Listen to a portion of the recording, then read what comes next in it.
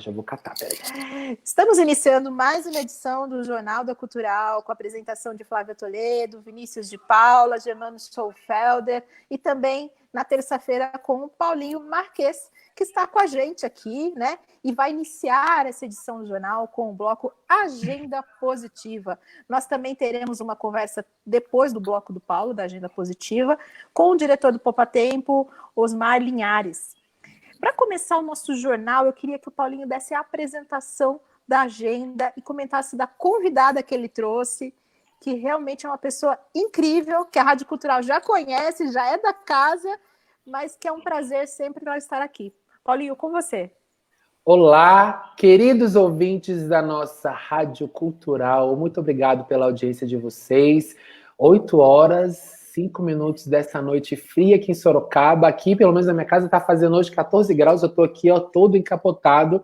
E a gente vai dar uma certa continuidade ao que nós comentamos da semana passada, né? Que o desdobramento com a Ana Tereza, do ato de cozinhar, como algo que resgatou as pessoas nesse momento de isolamento, gerou um novo papo, que é a questão da comida de afeto, da comida que conforta, da comida que aquece os nossos corações, aquece a nossa alma. E eu gosto muito de valorizar as pessoas aqui da nossa região. E eu sei que existem pessoas aqui que fazem tão bem quanto eu na minha cozinha. Mas essa faz bem feito, ela faz, acontece, que é a nossa querida Riana Martins. Querida, obrigado por você estar aqui. É realmente um prazer ouvir um pouco da sua história, do seu aconchego, porque Riana, além de jornalista, ela tem uma relação muito bacana com a cozinha da casa dela, lá na cidade de Araçoiaba da Serra, que para quem ainda não teve a oportunidade de... Não agora, tá, gente? Porque nesse momento é para você ficar em casa, tá? Então, só quando tudo isso passar que você pode ir para lá. A não ser que você more lá, tá? Mas nesse momento a gente quer o quê? A gente quer entender como é que a gente consegue fazer essa relação de comidas que nos aquecem, que nos deixam bem, que nos remetem a coisas muito bacanas do passado. Principalmente para a gente poder enfrentar, né, esse momento de isolamento social, onde cada um na sua casa, cada um com as suas pessoas e com as suas vidas todas. Riana, boa noite, obrigado por você estar aqui. Boa noite a todos, boa noite aos ouvintes da Rádio Cultural, uma rádio que está no meu coração, né? Conheço todos, amo todos, adoro a programação, é um prazer estar aqui, podendo falar um pouquinho com vocês sobre a minha experiência e sobre a minha vivência com a cozinha, né, essa minha experiência com as comidas de afeto. Eu acho que isso é muito importante nesse momento. Agradeço muito. Então, eu e Riana, a gente tem algo em comum. Riana é mineira e eu sou filho de mineiro. Eu acho que isso nos aproxima muito da nossa cozinha. E aí, Riana, a pergunta é essa. O que tem de afeto na cozinha da sua casa? Então, na cozinha da minha casa tem muito afeto, porque o mineiro, ele já vem com esse afeto, com esse aconchego, não só o mineiro, eu acho que todos, mas o mineiro gosta de ficar reunido em volta da mesa, gosta de preparar todas as comidas com um monte de gente olhando, né? Preparar o famoso pão de queijo, o famoso queijo. Então, eu não moro em Minas, minha família toda mora lá, minha família inteira está lá. Eu moro aqui há 11 anos, né? Em Sorocaba, eu vivi há 10 anos, e aqui já estou em Araçoiaba da Serra há 3 anos, então são 13 anos vivendo aqui no estado de São Paulo. E eu trago na minha bagagem, aqui na minha cozinha, tem o afeto mineiro. Então, eu costumo... hoje mesmo eu preparei uma comida que me lembra muito a minha mãe. E nesse momento de quarentena, nessa falta, nessa saudade, né, nesse momento de ficarmos em casa, resguardados, longe da família, a comida de hoje, que foi um frango com quiabo. Eita lasqueira! Eu vi Foi a postagem hoje do Instagram, comida fiquei encantado.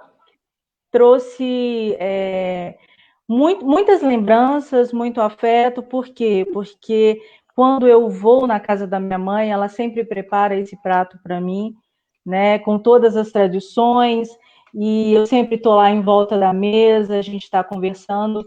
Então, hoje, não só hoje, mas todos os dias, eu costumo trazer um pouco mais da minha tradição e da minha cultura, que é a cultura mineira, para a minha casa aqui.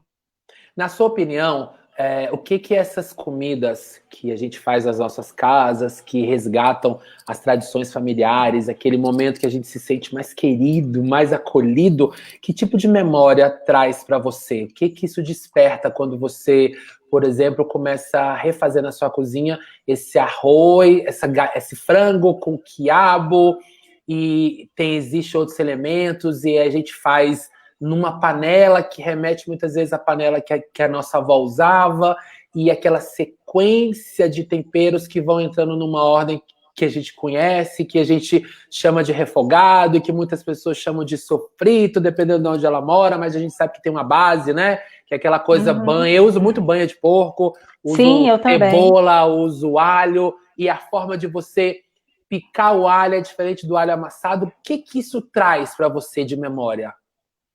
Me traz aconchego.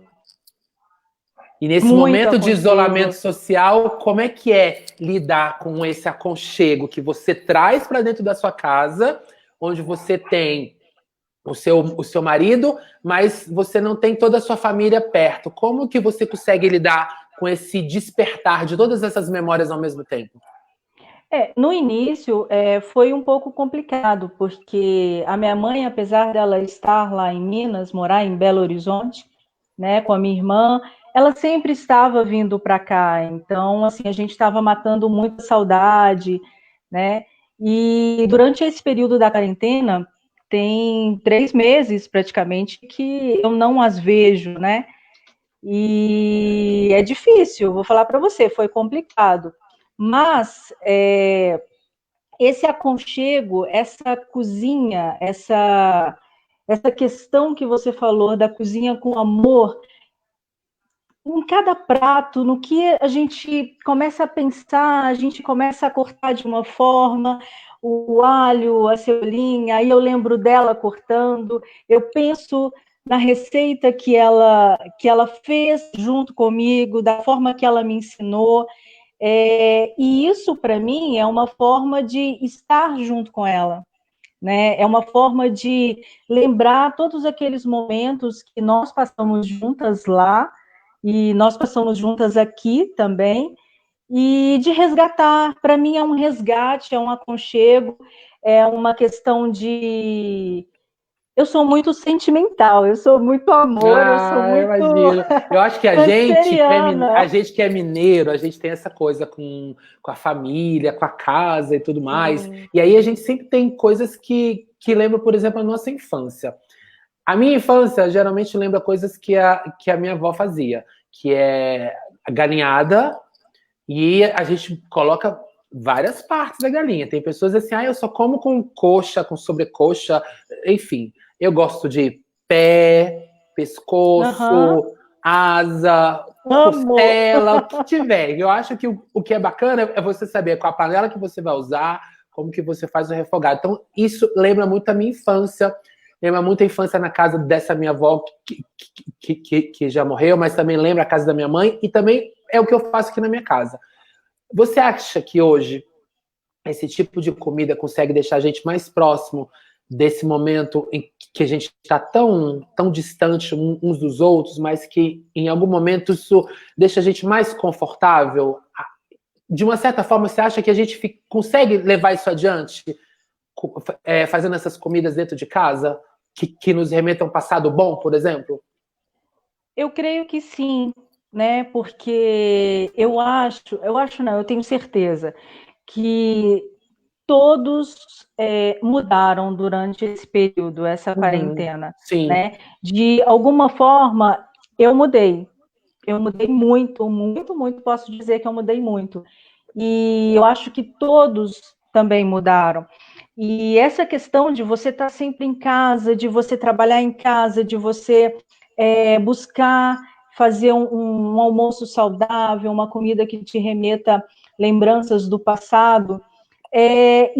Eu acabei colocando isso na minha rotina. Então, eu não consigo hoje ficar sem fazer o meu almoço. Ah, eu imagino.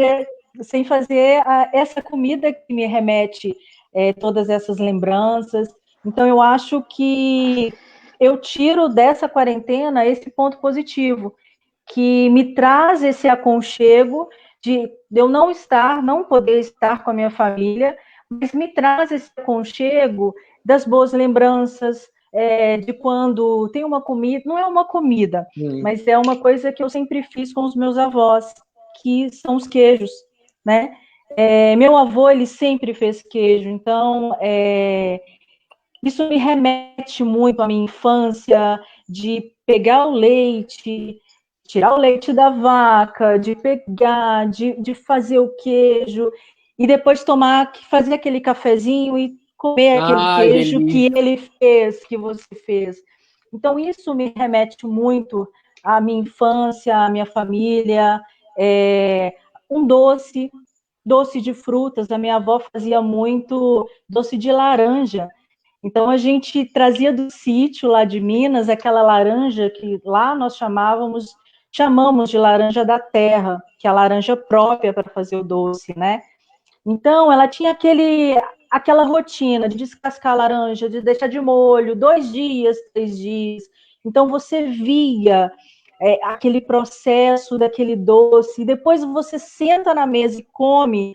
Nossa, é uma sensação, sim, olha, eu acho que as pessoas já estão maravilhosa. ficando já desesperadas, porque a gente está falando de comidas, né? E aí eles vão falar assim, gente, será que eles vão oferecer pra gente isso um dia? Será que eles vão deixar receita? Então, assim, ó, você que está aí nos ouvindo e que chegou agora, a Agenda Positiva de hoje é com a Riana Martins, que é jornalista, e hoje a gente está falando sobre comida afetiva, comida de afeto, aquela comida que remete às nossas melhores memórias, principalmente aquelas memórias da infância. E Riana, ela tem um empório virtual e ela faz, gente, queijo, doce, bolo, tudo lá, gente, resgatando da família mineira dela. Então, se você estiver interessado, depois você manda uma mensagem para Flávia pedindo os contatos bonitinhos, porque eu tenho certeza que a Riana vai te atender. E por falar nisso, a gente mora numa região que também é rica em termos de culinária, a gente tem uma gastronomia tropeira. Eu sempre digo que, para mim, comida feita de uma panela só é a melhor coisa que tem, porque é mais fácil de você fazer, você consegue colocar todos os elementos ali dentro e você consegue deixar isso bem saboroso. Eu tenho o hábito de fazer algo que a gente chama de pucheiro, fora aqui do Brasil, principalmente comida da Espanha. Mas as pessoas aqui fazem isso com grão de bico, bota carne. Eu gosto de uma coisa bem caldiosa, com cheiro verde e fumegando, porque depois eu tomo aquilo dentro de uma cumbuquinha, ó. Eu chamo de cumbuca, as pessoas chamam de tigela, chamam de pote, enfim, né? Então eu coloco numa cumbuquinha, jogo um cheiro verde em cima, aí eu sento aqui no sofá, boto aquilo na minha mão e eu tô tomando aquilo, tô lembrando de coisas. E isso me deixa feliz. Na sua opinião, que tipo de receita você sugere para que nesse momento de frio que a gente está passando, que ainda nem começou o inverno, a gente poderia fazer aqui na cidade com esses ingredientes que a gente tem? Né? Eu acho que é nessa hora que a gente começa a contar aquilo que a gente tem de melhor, né? A gente sabe fazer coisas e eu acho que as pessoas elas gostam de quando a gente consegue contar para elas o que a gente sabe fazer de melhor, e um dia a gente acaba presenteando para elas. Conta aí, conta o seu segredo. Então, eu vou falar de uma, eu posso dizer que é uma sopa, assim, para esse frio, que eu gosto muito, que é uma tradição na minha família, tá? É a canjiquinha com carne de porco, com costelinha. Ai, gente, é hoje que ninguém dorme. Então, assim, você compra, né, a canjiquinha em qualquer mercado, ela já vem prontinha, essa canjiquinha, você torra, e eu faço tudo praticamente numa panela só. Sim. Né? Primeiro eu torro bastante a carne, deixo ela ficar bem douradinha, e naquele ponto, assim, naquela cor maravilhosa, tipo caramelizando junto com a Nossa, cebola, com o delícia. alho. E bem lento, né, Rihanna? Aquela coisa Bem bem lento. tranquila, que a gente tá Para ali todos os fazendo, tá sabores. tomando. Tem gente que gosta de ficar bebendo alguma coisa. Eu geralmente faço café. Eu fico fazendo um café o dia inteiro e vou provando e tô ali cozinhando. Então tem um café, às vezes tem um suco. Quando eu tomava uma cervejinha, um vinhozinho, eu tomava junto, mas agora é só no café. E aí eu vou vendo os cheiros, esses cheiros que vão infiltrando dentro da casa toda, né? E esse cheiro encanta a gente, né? Sim. Porque é uma mistura de cheiro, uma mistura de sabor que realmente me transporta para outro mundo. Você Eu já me percebeu sinto. como a gente da comunicação é todo ligado nessas questões? Cheiro, visual, o gosto, né? Acho que isso faz Sinestésico. parte. É, a gente é bem sinestésico, a gente sente isso, né? Sinestésico. Aquele barulhinho do tsh, da cebola fazendo Sim, tsh na panela, do do alho, quando você alho. joga. Ai, delícia, delícia. Então, isso me transporta assim, para um outro mundo, né? E essa mistura de sabor e de cheiro é interessante, porque como eu estou em casa com meu marido está em casa também, né? E é engraçado, porque às vezes ele sente esse cheiro, e aí ele corre na cozinha, sabe? E Para ver o que belisca! eu estou aprontando. Na sua casa as pessoas beliscavam assim, quando tava fazendo, que a minha mãe ficava assim, tira meu menino! Uma Sim. coisa que eu gostava. O caldinho da água do arroz. Quando a minha mãe colocava a água no arroz e que ele começava a borbulhar, eu pegava uma concha, já tava, né? Tirava um pouco daquela aguinha, botava dentro de uma xícara, e ali era aquele momento que eu ficava assim, cara, pensar que daqui a pouco eu vou comer esse arroz, mas essa aguinha temperadinha é tão boa, que volta e meia eu faço arroz aqui em casa, e eu faço isso e fica assim, gente, agora eu não quero mais nada, eu só quero só o caldinho desse arroz, mais nada. Eu faço isso com o feijão. Sim, Né? descobri É assim que recentemente a gente. receitas de feijão que você vai fazendo para poder você realçar esses sabores e você vai deixando ele dentro da geladeira 2, 3 dias, depois você esquenta de novo e você vai requentando aquilo. Eu sou um cara meio do mexido, né? Adoro mexidão. Então acho que quanto mais mexido, mais da minha infância eu vou lembrando. Eu também. A questão do mexido também é muito forte assim na minha infância, porque meu avô fazia muito, né? Tudo que tinha na geladeira a gente Sim, ia e delícia. se formava um prato, mas um prato assim tão gostoso que, poxa, a gente queria mais. E Ah, é na verdade. realidade, todos os dias a gente tentava fazer e cada um saía de uma forma diferente, cada um mais Sim, nunca é o gostoso do que mesmo, o né? outro Nunca é o no mesmo. começo. É Ô, verdade. Rihanna, Oi. você falou muito da comida, como falar, da cozinha afetiva, que a gente conversou bastante, né? Principalmente eu e o Paulinho falamos isso a semana passada. E nessa época de quarentena, de isolamento, onde as pessoas estão longe, estão distantes, a cozinha seria uma forma de aproximação, de você ter aquela lembrança, você ter a pessoa mais perto de você, a partir do momento que você faz aquele prato que remete àquela pessoa? Sim, sim, é uma forma de muita aproximação, porque aqui em casa é assim, eu me aproximo da minha família, claro que está longe, que eu acabo fazendo pratos que a minha mãe fazia para mim, e me aproxima muito mais do meu marido, porque a gente tem o costume de pôr a mesa todos os dias, de sentar todos os dias, para tomar o café todos os dias, almoço, jantar. Então, assim, nós temos esse costume. Então, com a quarentena, tem muito trabalho? Tem, mas em casa, na minha família e na família dele, sempre teve esse costume de reunir as pessoas em volta da mesa, né? Então, assim, eu sou mineira com descendência de italianos. Ele é paulista com portugueses. Então, assim, são duas famílias que gostam muito de estar na cozinha, E elas se né? agregam, se misturam, Se né? E estão agregam, juntas sim. ali. Sim, então, assim, cada prato me remete à minha família que está longe e também me aproxima cada vez mais da pessoa que está comigo, né? Da minha família que está aqui presente, porque a gente acaba cozinhando juntos, né? A gente acaba indo para a cozinha juntos. É claro que eu cozinho bastante, ele fica com a louça. Oh! Ele ajuda muito na Ou louça. seja, cada um colaborando naquilo que sabe fazer de melhor, né? Com certeza, isso. tem que colaborar e ajudar. E depois que você faz aquele prato com toda a dedicação, por mais que seja uma comida simples, mas uma comida que seja feita com amor, e a pessoa fala para você, nossa, tá uma delícia, que bom, muito obrigado. Eu acho que isso é é uma coisa tão gostosa de sentir, sabe? Da pessoa falar para você, olha, nossa, tá uma delícia, obrigado por ter feito para mim, né? Então eu acho que isso é tão assim reconfortante, a gente sente um dever cumprido. Eu falo que cozinhar é um ato de amor, né? A gente faz, a gente coloca tudo ali com um amor muito grande, porque a gente quer passar esse amor para as pessoas, né? Então eu acho que a gente passa esse amor, a pessoa manda esse amor de volta para gente, E a e a gente gente continua cozinhando bem, né? continua tentando, né?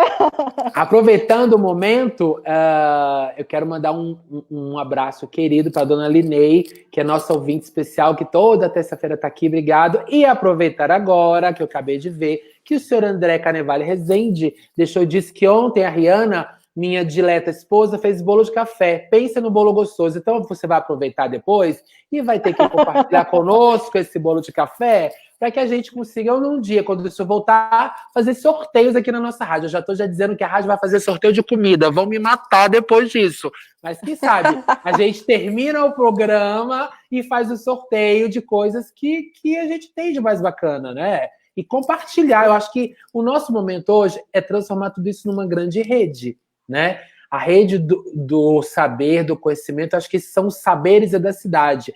E aí, esses dias eu estava vendo Papai Noel, acho que alguém até tinha comentado, Papai Noel vestido de São João, ou seja, eu vou ter um peru de Natal misturado com canjica e paçoca e outras coisas, né? Mas eu acho que assim, a nossa vida ela vai estar sempre nisso. E outra, que sugestão que você dá para que as pessoas nesse momento consigam se aproximar mais da cozinha, principalmente aquelas que têm medo? O que você sugere para elas poderem começar? Eu sugiro que elas tentem, sabe? Não tenham medo. Eu acho que às vezes a gente fica com muito medo de fazer as coisas, de não dar certo. Eu tenho que confessar para você, vou confessar aqui, porque faz parte da minha resposta. Eu nunca fui muito ligada à cozinha da forma que eu estou hoje. Em Minas, eu fui criada por duas pessoas assim, a minha mãe e a minha avó são duas cozinheiras de mão cheia, né? Me ensinaram a fazer tudo que eu sei. Então, quando eu vim morar aqui em São Paulo, eu fazia arroz de saquinho. No início do relacionamento, meu marido me falava, nossa, mas você só faz estrogonofe. Então, assim, era uma coisa que eu só sabia fazer, estrogonofe. Olha, gente, ela deve fazer isso. Pior se ele fala assim, poxa, você só faz miojo, só faz arroz com salsicha, arroz com macarrão com sardinha, o que mais? Ovo mexido, não tem uma, né? Estrogonofe já tá bacana, poxa, hein? A gente estava conversando sobre isso esses dias, que ele disse, poxa, você lembra, no início do relacionamento, você só fazia estrogonofe. E eu fiz uma vez, assim, naquela coisa de aprender, de querer aprender, olhar a receita e tudo mais, um nhoque de batata doce, que eu não sabia fazer, e queria fazer, entrar naquela questão de, fitness, vamos lá, batata doce, né? Vamos tentar. E aí, Rihanna fez, tentou, e aí eu tava lá na massa, e taca farinha, até desgrudar o nhoque é uma coisa do mal, né? Que quando desanda aquilo, adeus. Adeus. E aí não desgrudava da minha mão, de jeito nenhum. Assim, foi o meu primeiro nhoque de batata doce que deu, realmente, ele ficou na história, assim, da cozinha da família. Porque eu fiz o molho e tal, uma hora ele saiu da minha mão, né? Sim. Enrolei tudo bonitinho, pus o molho e servi para o marido, né? Minha cobaia. E aí pus a mesa, começamos a comer. E quando ele começou a comer, ele olhava assim para mim e eu esperando nossa, que delícia, amor. Né? Nossa! Gente, quando eu fui pegar e pôr na minha boca, meu Deus, Misericórdia. se eu jogasse na parede, ia furar a parede. Então, assim, eu nunca fui boa na cozinha. A gente tem que testar, olhar as receitas, anotar as receitas, fazer Suas as receitas você receitas. faz de olho, você pega na internet, pega do caderno da família, como é que é? Muitas são do caderno da família, né? Algumas eu pego na internet também. Uhum. E algumas coisas eu faço de olho. Mas Sim. eu tento colocar sempre as medidas certas, o que Já tem manda, uma tudo base, né? A certinho. gente geralmente já tem Já uma tem uma base de como a gente base, vai fazer. Isso é bom. com certeza. Café Riana, da manhã para esse momento frio, o que você sugere? Essa coisa assim bem. Chocolate quente. Ai, delícia! Eu faço sempre também crepioca. Eu estou no lance da crepioca. Então, assim, é uma coisa que crepioca, fruta, um chocolate quente com uma canelinha, tá me ajudando bastante a começar o dia. Ai, delícia. Riana, a gente está finalizando a agenda positiva, né? Que tá uma delícia o papo, Tá literalmente, né? demais, uma Todos os loucura. sentidos está uma delícia. E aí, Riana, como você sabe, a situação de muitos brasileiros hoje, as pessoas estão com problemas aí de desemprego, estão recebendo menos que o orçamento, então elas estão tendo que comprar menos ingredientes no supermercado, né? E até os mais baratos. Tem como fazer uma comida boa e gostosa gastando pouco?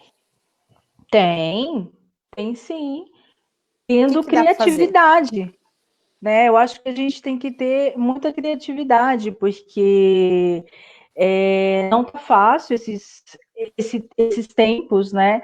Então, eu sei que não é fácil, é difícil, mas quem não gosta de um arrozinho com feijão, Com né? Um ovo? arrozinho com ovo. Gente, olha, O arroz com eu vou falar ovo? para vocês o que eu amo de paixão, assim, arroz, um feijãozinho, um ovo e uma banana. Delícia. É uma Para mim, quanto comida mais também coisas cozidas e quentes e molhadas, são melhores. Né? que Quem me Olha já a cara quer. traz do um Germano. Você tá aconchego. com fome, Germano. Ele tá Tô fazendo de conta que ele não percebendo. tá nem vendo, que já deve já estar já desesperado ali. Que hora que eles vão parar de falar disso, pelo amor de Deus? Pois é. Horas. Aí ela ainda completou com arroz, feijão, ovo e banana. Eu falei, só faltou uma farofinha só, uma coisa assim, para completar. Você já cozinha também, Germano, na sua casa? Você já se arriscou? Já me arrisquei. Hoje nem tanto, porque Dona Lourdes, minha mãe, é uma disputa, ela ganha, né? Então ela fica na parte da cozinha, né? Mas Dona Lourdes, um beijo pra você. na época que eu morei sozinho, uma coisa assim, eu fazia a minha parte, né? Tem que fazer, né? Tive que me virar. E agora a Dona Lourdes está fazendo a sua parte e está fazendo a dela, né? Muito bem. Ei, lógico. Dona Lourdes. Mas é Pois isso aí. Riana, eu queria muito te agradecer, te convidar para vir mais vezes, trazer essas receitas deliciosas suas, esse seu jeito também que é maravilhoso, que a gente ama aqui na Cultural, né? Que já é prata da casa. E te chamar mais vezes para vir aqui no quadro do Paulinho, que também é um quadro maravilhoso que a gente gosta muito. Obrigada pela participação, viu? E venha mais vezes. Eu queria agradecer muito. Nossa, foi um papo muito bacana. Muito obrigada, Paulo, Obrigado pelo por ter vindo. convite. Ai, adorei. É sempre bom fazer parte da Rádio Cultural. A Rádio Cultural está no coração, vocês sabem disso. Eu sempre gostei, sempre escutei a Rádio Cultural e eu sei do trabalho que vocês fazem, que é belíssimo, né? E continuem assim, por favor, porque vocês são 10. Eu adoro vocês. Muito obrigada por essa oportunidade de estar aqui falando um pouquinho sobre a minha experiência. Obrigado, Rihanna, por você ter vindo aqui. Queridos Vinícius, Flávia e Germano, obrigado por terem aturado Paulo Marques essa noite. Também você, ouvinte, que ficou com a gente esse tempo todo. E a gente volta na próxima semana, às 8h04 da próxima terça-feira. Já é junho, hein? Já é junho, praticamente aí o tempo vai estar mais frio. Vamos ver o que a gente tem de positivo para a gente poder trazer para vocês. Dicas e sugestões, você já sabe como faz. Deixa o seu recado aí na nossa live bonitinha do Facebook, que a gente vem com mais ideias para vocês. Beijo, gente! Uma boa terça-feira para vocês. A gente se vê na próxima semana. Beijo, Paulito. Até a próxima terça. Até a próxima. Germano Schoenfelder, qual que é o recado que o Cláudio Fernandes deixou para nós? Beijo, Rihanna. Beijo, Paulito. Primeiramente, um abração para o Cláudio por ter mandado a mensagem. Ele está falando que sobre uma ligação que foi feita na rua Antônio Piattoni, no Jardim São Guilherme. E o que aconteceu? Era uma rua, né, no caso, pelo que entendeu, era uma rua que não tinha saída e agora virou praticamente uma avenida. E com isso, o que está acontecendo? Os carros estão passando em alta velocidade, tem criança no local, tem idoso no local, e está colocando risco, está colocando a vida dos moradores em risco, né? E ele mandou um recado para nós aqui para a gente comentar sobre isso. Cláudio, se você conseguir, você que é da região, consiga algumas imagens aí para gente do que está acontecendo. Traz essa informação aí no Ouvinte Sorocaba, no chat do Ouvinte Sorocaba, que é o canal de notícias da Rádio Cultural, para que a gente possa fazer essa nota, possa te amparar de alguma maneira, né, a respeito disso. Então, por favor, Cláudio, se puder, chama a gente no inbox, tá? A gente vai te atender, ou eu, Germano, Vinícius, e vamos detectar aí essa informação, manda imagens, fotos. Será um prazer aí atender e ouvir os nossos ouvintes da Rádio Cultural. Tanto que ele colocou... Germano. Só completando, Flávia. Tanto que ele colocou em comentário que não tem redutores de velocidade lá, tipo lombada, depressão, não tem nada. E com isso, isso é o problema, isso que está acontecendo lá. E uma coisa que eu tenho que observar é que as ruas mais vazias, o pessoal em isolamento, eles estão abusando bastante aí na velocidade, né? Então é complicado. Exatamente.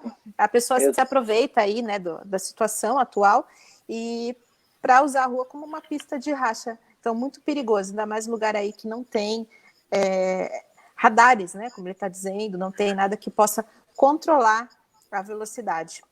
Exatamente. Eu, no meu caso, que saio tanto de carro como de moto, eu tenho observado muito isso. Que as ruas acabaram virando, em alguns casos, até pista de corrida, né? Porque os carros aproveitam, que tem menos carro na via, e aceleram mais, esquecem da sinalização, semáforo, alguns vazam o sinal vermelho, tanto carro como moto, acima do excesso de velocidade. Então está acontecendo muito disso, sim. Exatamente. Eu queria que o Vinícius de Paula comentasse agora no segundo bloco o que nós teremos aí a partir de agora no jornal. Oi, Flávia. Oi, ouvintes. Voltei, né, aqui à programação. Queria agradecer mais uma vez o Paulo, né, o nosso sempre mais do que convidado, ele já faz parte da rádio também, né, ele que sempre traz assuntos muito pertinentes e bacanas nesse momento, né, para a gente dar uma espairecida, né, digamos assim, né, Flávia, nesse momento onde a quarentena está um pouquinho pesada, psicologicamente falando. Em relação, também agradecer a Rihanna, que participou hoje conosco, né, e também agora a gente vai ter, nesse momento, o segundo bloco de entrevistas aqui na edição de hoje, com Osmar de Linhares, ele que é diretor do Poupa Tempo, vai falar um pouquinho sobre a questão da gestão do Poupa Tempo, como que está, que vem sendo muito elogiada, por sinal, né? E também, é claro, fazer um giro de notícias rapidamente, se você permitir depois ou agora, quando você preferir. Eu e o Germano bater um papo sobre essa questão do Covid-19. Covid, né? Isso. Perfeito. Vinícius. Oi. Vamos começar com o Osmar, que ele já está na espera? Vamos lá. Pode adicioná-lo. Só vamos esperar ele chegar.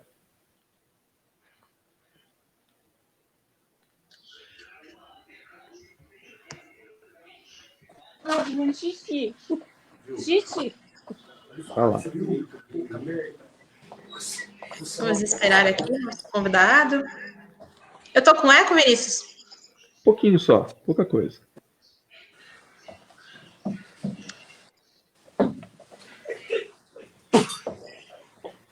Se eu fazer uma mesa dessa, ela tá eu tiro. Tira o vídeo também.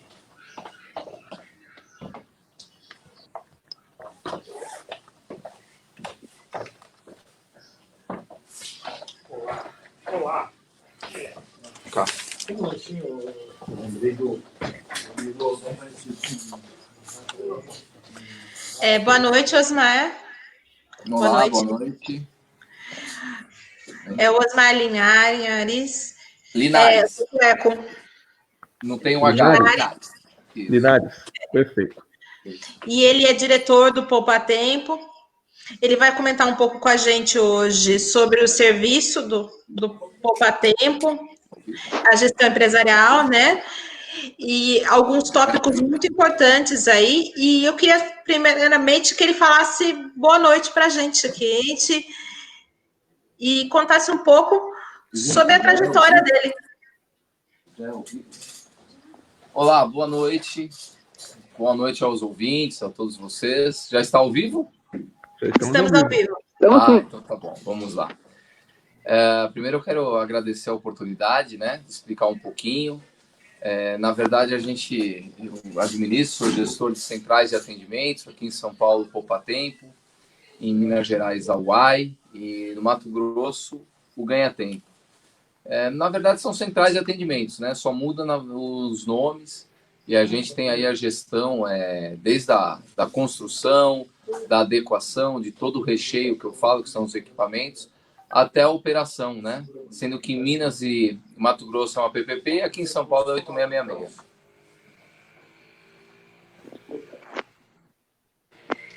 Correto. Osmar, eu gostaria de saber quais são os serviços que o Poupa Tempo está oferecendo nesse momento, com a pandemia, com tudo. Olha, o Poupa Tempo, na verdade, ele está fechado, né? Ele, por ordem do governador, realmente, como tudo, né? Não só o Poupa Tempo, devido à pandemia, ele se encontra fechado. As unidades que estão abertas, as unidades que eu digo são 7 que eu tenho em Mato Grosso, que a pandemia está muito mais tranquilo lá do que aqui, né? Certo, o serviço que tem, parece que do Poupa Tempo é só digital, né? Isso, Mas é isso que eu ia saber. Digital não é com a gente, digital não é com a gente, não é a nossa gestão. A nossa gestão é presencial. Vinícius? Osmar, hoje a gente tem o prazer de recebê-lo aqui, né, conosco, falar um pouquinho sobre o seu trabalho de gestão também durante o Poupa Tempo. Eu gostaria de saber com você, Osmar, nessa questão, como foi que você pegou o Poupa Tempo? O que você tem feito pelo Instituto? É órgão, né, nesse caso? Desculpe a nomenclatura. Não, o Poupa Tempo é um programa, né? O Poupa Tempo é um programa do Estado de São Paulo. Como eu falei, a gente faz a gestão, né? A gente tem a gestão do programa, mas, na verdade, o sistema todo é do governo do Estado de São Paulo. A gente só tem a gestão, que é o que eu te falei. A gente contrata, a gente treina as pessoas, os funcionários, a gente faz toda a adequação, é a construção.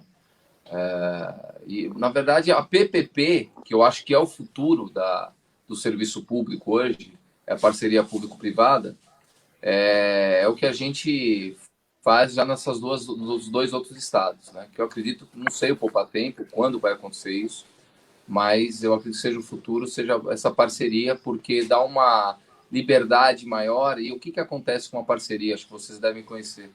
A parceria, eu falo que é o casamento perfeito, né? Para ambos os lados. Para o Estado ou município, pode ser municipal, estadual ou federal, você consegue fazer um serviço, pagar parcelas menores ao longo do tempo, né? E você traz uma economicidade muito interessante para o Estado, tá? E, na verdade, para a empresa, o que todo empresário deseja? Ele deseja, na verdade, contratos longos, né? Com maior período aí de tempo de atuação. Então, a PPP traz isso. Perfeito. E daí, você comenta que é o futuro da PPP. Quais são as dificuldades hoje, aqui em Sorocaba, desse programa Poupa Tempo, né? Que a gente vem tendo nesse quesito da pandemia, nesse sentido, e como que a PPP pode vir a ajudar nesse ponto? Como eu te falei, tá? O Poupa Tempo Sorocaba está fechado devido à pandemia, então não tem nenhuma dificuldade. O que a gente está fazendo, na verdade, e também isso serve para outros estados, usando, né, ou parcial, funcionário voltando, trabalhando meio período, ou contrato de suspensão. Então, a gente está equilibrando isso aí. Mas o mais importante é que nós estamos fazendo malabarismo, na verdade, para a manutenção dos empregos, tá? E isso é o mais importante. Eu acho que o empresário hoje tem que... Lógico, a saúde da empresa é importante, mas a gente tem que privilegiar essa manutenção dos empregos, né? E é o que a gente vem fazendo.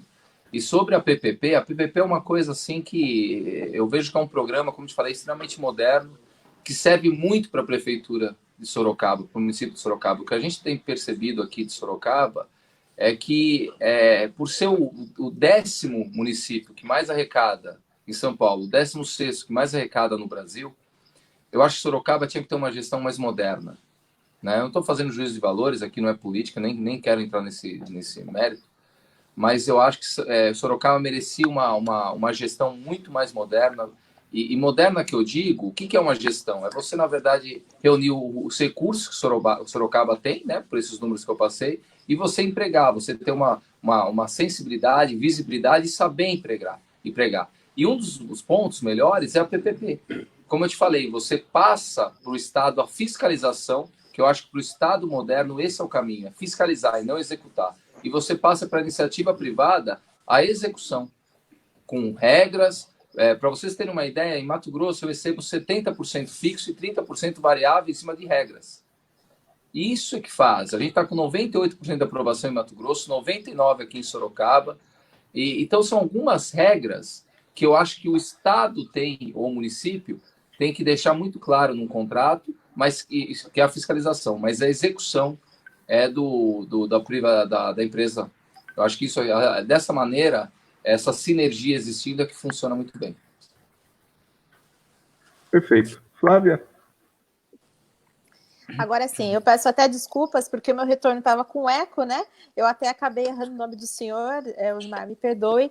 E agora a gente voltou aqui com o som corretamente. O que nossos ouvintes muito têm perguntado a serviços do Poupa Tempo é questão, por exemplo, aqui em Sorocaba está fechado, como o senhor mesmo falou, mas, por exemplo, a pessoa que está com uma carta vencida, alguma coisa pendente, como que vai funcionar nesse quesito? Ela vai poder transitar? Não vai ter previsão para ela reagendar o serviço? O que pode ser feito na manutenção desses serviços que são feitos aí no Poupa Tempo? Olha, eu acho que no tempo da pandemia, acho que tudo mudou, né? A razoabilidade tem que ser um norte que nós temos que ter para as nossas vidas, né? Hoje, o bom senso e a razoabilidade tem que ter. As autoridades estão tendo, eu acredito. Porque você pode fazer através do Poupa Tempo digital, eu acredito, mas você não tem como retirar isso daí, né? Você não tem como efetivar.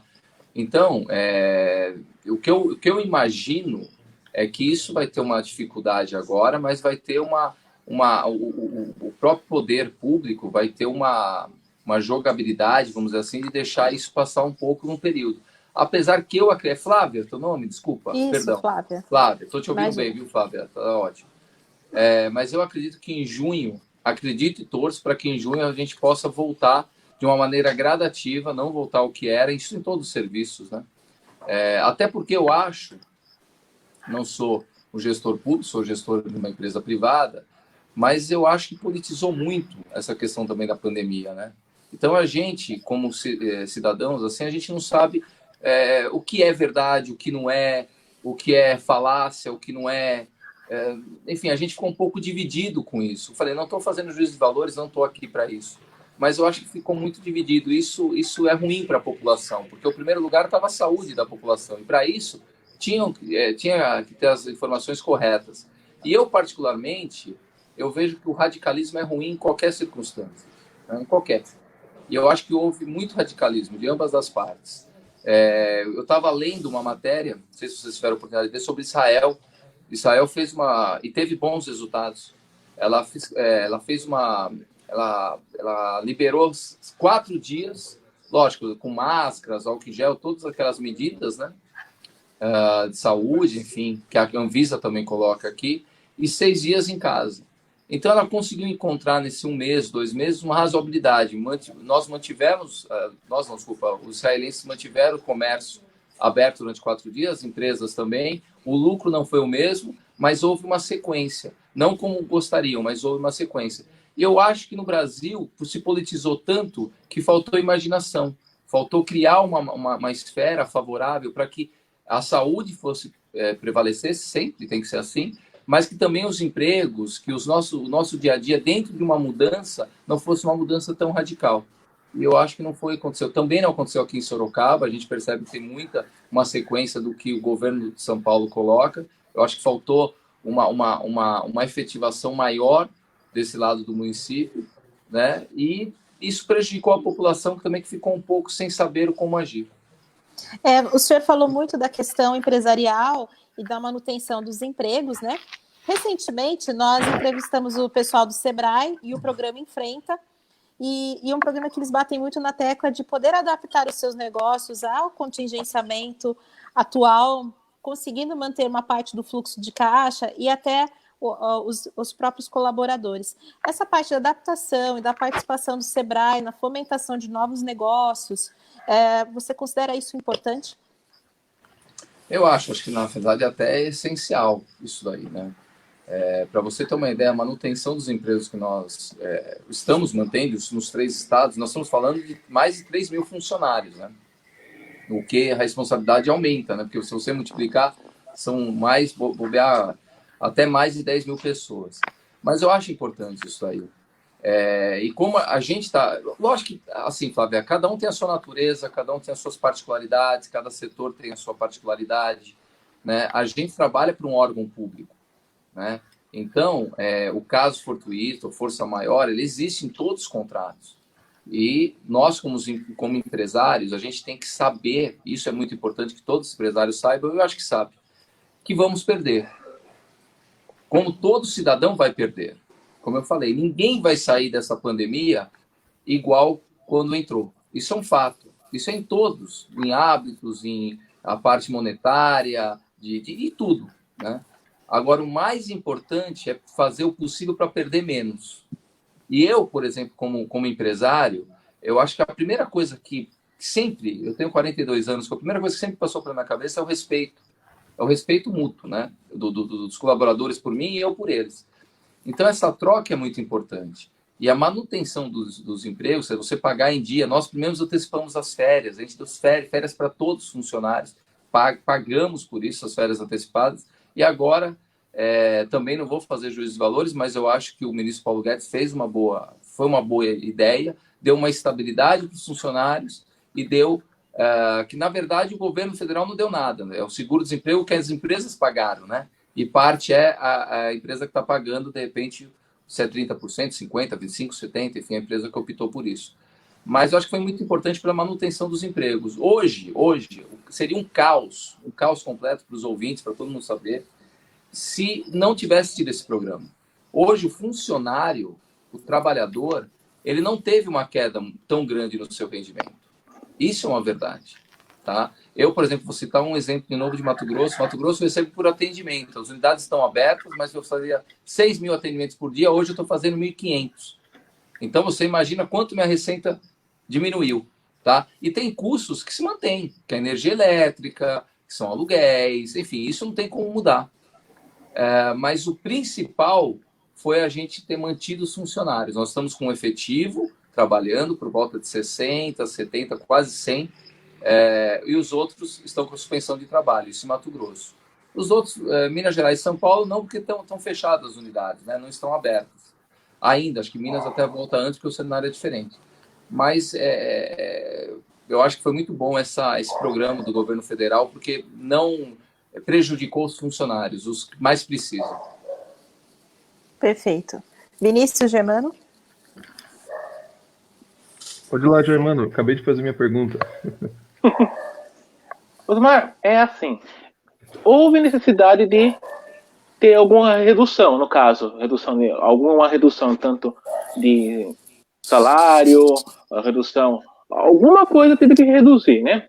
Como que você está tratando isso com os colaboradores? Olha, melhor... Desculpa, qual é o teu nome? Perdão. Germano, acho que a melhor maneira de você tratar os trabalhadores sempre é com transparência. Sempre com transparência. Por exemplo, a lei da física não me permite estar em 3 estados ao mesmo tempo. Nós temos 47 unidades. Você imagina como é difícil, né? O que eu usei? O mesmo que eu estou usando com vocês, através de videoconferência. Então, não teve aquela conversa olho no olho, mas, de certa forma, dentro de uma possibilidade, teve. E colocar que a empresa tinha um faturamento de X e agora um faturamento de Y, e que, para isso, nós tínhamos que usar essas regras que foram colocadas. Mas eu só reitero uma coisa que você colocou. Eu volto a repetir, eu acho que os funcionários não perderam. Os funcionários não perderam. Se o funcionário recebia R$1.000, ele chega muito próximo a isso. Estou dando um exemplo, né? Sim. Estou dando um exemplo. A empresa teve que pagar 30, no caso foi uma suspensão, se optou pela suspensão de contrato de trabalho, teve que pagar 30, e o restante o governo federal passou através do seguro-desemprego. Então, eu acho que é muito importante, porque senão seria um caos. Né? Ia faltar dinheiro para fazer alimentação, para se alimentar mesmo. Eu acho que quem está sofrendo com isso e tem ainda um respaldo maior são os empresários, são os comerciantes, são esses gestores. Né? E a gente tem que fazer malabarismo mesmo. Acho que isso é o principal que a gente está fazendo. Mas a manutenção do trabalho é o mais importante. E não mandamos, tem um detalhe, e não mandamos ninguém embora. Né? Ninguém foi demitido. A gente manteve ainda Lógico, se o cenário se estender, a gente eu posso falar para o mês de maio e junho, né? A gente não pode estender muito. E, na verdade, futurabilidade a gente não tem como fazer, né? Nem você, Germano, nem a Flávia, nem eu, ninguém tem como prever o que vai acontecer e quando vai. Eu acredito que em junho a flexibilização vai acontecer. De uma maneira ou de outra vai acontecer. E torço para isso, porque tem um outro cenário que vocês devem estar sabendo, tem muita gente que está com problema de saúde devido a ficar dentro de casa. Porque uma coisa é você ficar 2 dias, outra coisa é você ficar 2 meses, né? Principalmente as pessoas de idade, onde realmente tem que se privar de muitas coisas. Então, quer dizer, hoje está tendo um outro cenário, que é um cenário até psicológico, uma depressão, outras coisas até mais, até mais prolongadas, vamos dizer assim, né? Porque isso aí você não consegue melhorar em 1, 2 meses. Se você adquirir isso, você leva um tempo maior. Vinícius? Oi, estou aqui. Vamos lá. Osmar, você comentou, né, sobre a questão da manutenção dos empregos também, e comentou sobre a flexibilização do comércio, da economia, claro, e também da questão da quarentena, né? Nesse ponto para junho. Semana que vem já começamos esse novo mês. Como que você encara essa situação? Como você analisa que essa flexibilização vai ocorrer? Olá, Vinícius. Desculpa, eu não lembrei do teu nome, tá? Por isso eu não citei no áudio anterior. Eu acho que é necessário. Primeiro que eu acho que é necessário, por todos os motivos expostos. Por todos. Né? De saúde mental, de saúde financeira, de você sair na rua, enfim. Todos os motivos que eu já citei. Mas o que eu vejo é que a gente tem que encontrar uma razoabilidade nisso. Né? Eu, particularmente, eu acho que você liberar... lógico que eu tenho uma visão muito pessoal, evidente. Como eu te falei, eu acho que o caso de Israel seria o ideal hoje. Tá? Você definir alguns dias para liberar, não aqueles, eu acho que aqueles que têm acima de 50 anos, não. Eu acho que deveriam ficar em casa, realmente. Eu tenho meus pais, 75 anos e 73 anos, então eu prezo muito por eles, vejo isso daí. Então, eu acho que é muito importante você, acima de 50 anos, não sair. Esse é o primeiro detalhe. Só que eu acho que a flexibilização de 5 dias, de repente, todo mundo trabalhando 5 dias, não, no caso real são 6 e 4, mas de repente 5 e 5, eu acho que a gente ia encontrar um equilíbrio no mês de junho. As coisas iam começar a girar. Volto a repetir, não da maneira, e vai demorar muito. Eu acho que nos 2, 3 meses próximos nós não teremos o que era. Talvez Deus queira que não, mas talvez até nesse ano a gente não volte no mesmo ritmo que a gente tinha, tá? Mas eu acho fundamental isso daí, em todos os sentidos, porque você imagina aquele comerciante, tem vários, que tem um aluguel para pagar. Ah, mas não paga o aluguel. Tá, mas ele tem a luz, ele tem a energia, ele tem um funcionário, porta são 2 ou 3, ele tem. E ele está com a porta fechada. Ah, mas ele tem que fazer vendas online, ele tem que entregar. Às vezes não tem combustível para entregar o produto. Quer dizer, ou vou te dar um outro exemplo, o ambulante, né? Que a economia formal existe, todos nós sabemos. Tá? Você imagina aquele que vende capinha de celular, aquele que vendia para ter o que comer, para ele e para sua família, de repente com 2, 5, 3, 4 filhos. Você imagina aquele que não pode mais vender nas ruas. Ele já não tinha uma reserva, ele já não tem uma sobra. Você imagina quando falta, já está faltando há 2 meses. Então, eu acho que essa flexibilização é muito importante, é fundamental. Eu agiria dessa forma. De 10 dias, 5 liberaria e 5 dias iria retrair para todo mundo em casa, dentro de 5 dias liberando, com máscara, com tudo aquilo que o Ministério da Saúde nos coloca como importante e vital até para a nossa saúde. Mas só o pessoal de acima de 50 anos que eu não liberaria. Era a minha visão, é como eu vejo. Em algumas vertentes, né, é estudado o caso de atuar no país como um todo, mas pensando em cada estado, observando o número, observando dados, né, verificando, por exemplo, Sorocaba, vamos dizer assim, uma cidade que não aderiu tanto ao isolamento, verificar o número de pessoas que já estão com sintomas, analisar, por exemplo, Minas. Então, assim, tem alguns casos que as pessoas pensam em analisar por estado para ver essa flexibilização que você está comentando. O que o senhor acha dessa ideia de você analisar por estado e ver cada situação em particular, como está acontecendo? Por exemplo, Sorocaba tem bastante contaminados aí que estão em tratamento e tal, mas Salto de Pirapora, que é aqui perto, já não tem esse número. O que você acha dessa situação, de tratar detalhado? Você colocou muito bem. Sorocaba, nós temos 40 óbitos. Pelo menos hoje de manhã eram 40 óbitos, né? Lógico que para quem perde, veja bem, é uma perda irreparável, né? Uma dor que não tem como tentar, né, passar isso daí. Mas para uma cidade de praticamente 700 mil habitantes, é um número pequeno. Isso é um fato, tá? E voltando à sua pergunta, o Brasil é um continente. Isso é um fato. Alguém ia imaginar que o norte, o Amazonas, ia ter o número de contaminados, de óbitos que teve? Que provavelmente está maior que Minas Gerais, que tem 853 municípios. Né? Quer dizer, o estado maior em termos de municípios. Então, o fato é que hoje nós não sabemos o porquê. Nem a ciência explica isso, a medicina, não tem como saber o porquê tais regiões foram mais afetadas que outras. A gente não tem isso daí, tá? E sem dúvida nenhuma, a minha maneira de ver, agora respondendo mais diretamente a sua pergunta, eu acho que acho que, se não me falha a memória, foi o Zema que colocou isso, o governador de Minas, eu acho que foi muito bem colocado, que, na verdade, ele deu uma liberdade, tá, para que os prefeitos tocassem da maneira que achassem melhor. Porque o cenário de Salto Pirapora é um, de Serquilha é outro, de Sorocaba é outro, de Salto é outro, de Itu é outro, de Tatuí é outro, né? Aí você vai para o norte de Minas é um, para o sul de Minas, pela proximidade de São Paulo, é outro, Mato Grosso tem pouquíssimos casos, Amazonas tem um, agora aumentou muito no Nordeste. Enfim, eu acho que cada região tinha que tratar de uma forma. E volto a repetir, não politizar. Isso jamais. Quando você lida com saúde de pessoas, em primeiro lugar são as vidas. Não é o que você acha, o que você deseja para o seu futuro. Né? E eu vejo que isso tomou uma proporção que, volto a repetir, hoje nós não sabemos como agir. E eu acho que tinha que ser regionalizada essa flexibilização. É como eu vejo. E dado maior liberdade para os municípios, para os prefeitos, e não seguir, muitas vezes, os prefeitos, o que o governo coloca, o federal ou o estadual, não.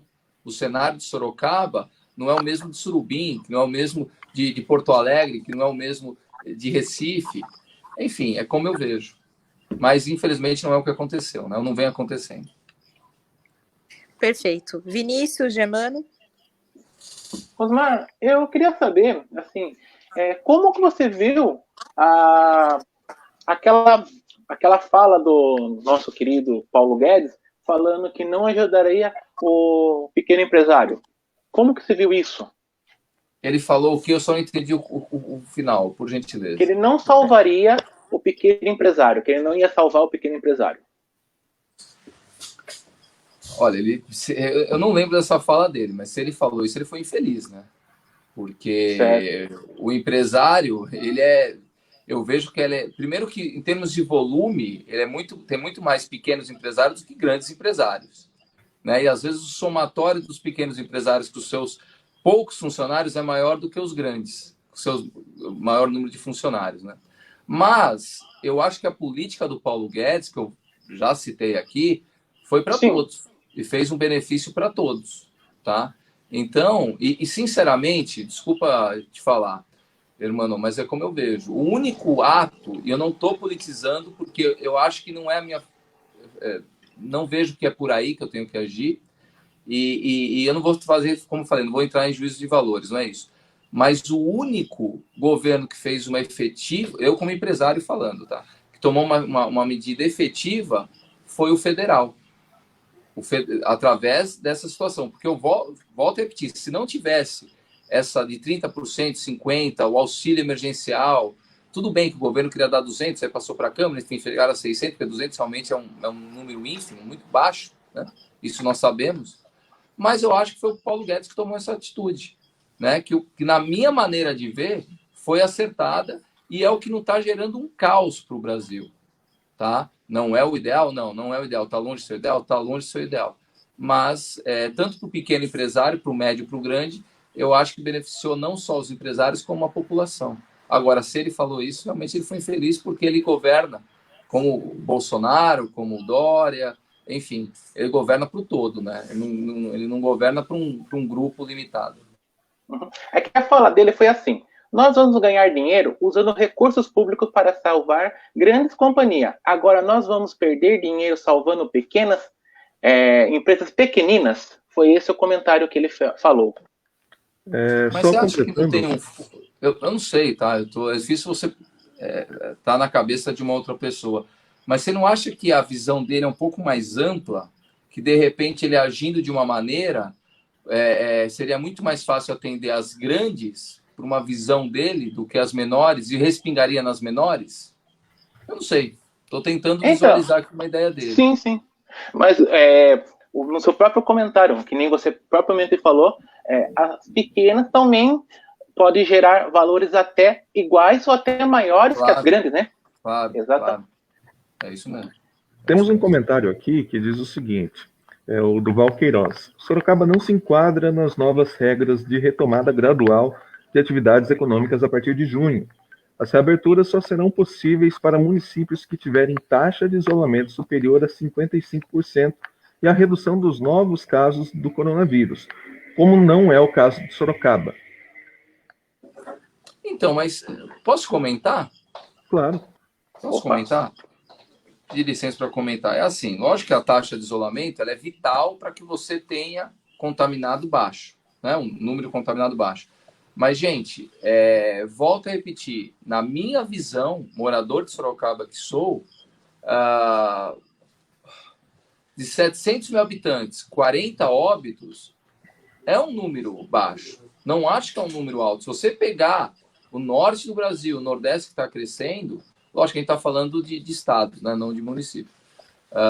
Mas Sorocaba, muitas vezes, para você ter uma ideia, Sorocaba é do tamanho de Cuiabá, em termos de população, né? Então, nem sempre o isolamento você vai diminuir o contaminado, mas uma coisa é o fato, e a gente não pode fazer esse fato. 40 óbitos, volto a repetir, para quem perde, é uma dor irreparável, né? Isso nem se discute, mas para 700 mil habitantes, nós temos que ser racionais. É um número bem pequeno, e ainda bem, graças a Deus que é um número bem pequeno. Agora, você imagina Você imagina, gente, quantas pessoas, se a gente ficar junho novamente, quantas pessoas vão contrair outros tipos de doenças? É isso que eu estou falando. Eu acho, repito, que deveria ter mais dias liberando as pessoas com uso de máscaras e tudo mais. Eu acho que isso seria muito importante. Tá? E outra coisa que é vital, e que o Brasil está demorando para isso, infelizmente, são os exames. Né? Com os exames, você também acaba limitando os contagiados, os contágios, né, que vão ter. E isso também é muito ruim. O Brasil não está conseguindo administrar essa situação como deveria. E isso realmente aumenta muito o caso.